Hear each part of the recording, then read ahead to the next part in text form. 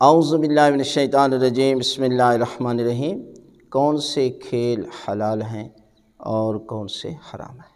تو یہ ہے کہ ہر وہ کھیل کہ جس میں آپ جوا لگاتے ہیں یا شرط لگا کر کھیلتے ہیں تو وہ کھیلنا حرام ہے، وہ کسی صورت میں جائز نہیں ہے۔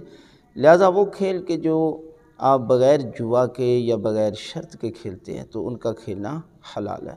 لیکن کچھ کھیل ایسے ہیں، گیم وغیرہ کہ جن کا کھیلنا بغیر شرط کے بغیر جوے کے بھی حرام ہے، مثلا تاش ہے، شطرنج ہے، تو ان کا کھیلنا جو ہے وہ آپ اگر بغیر جوا کے بھی کھیلتے ہیں تو یہ حرام ہے۔ لہذا انسان کو وہ کھیل کھیلنے چاہیے کہ جس میں انسان کی صحت بھی ہو، جیسے کرکٹ ہے، فٹ بال ہے۔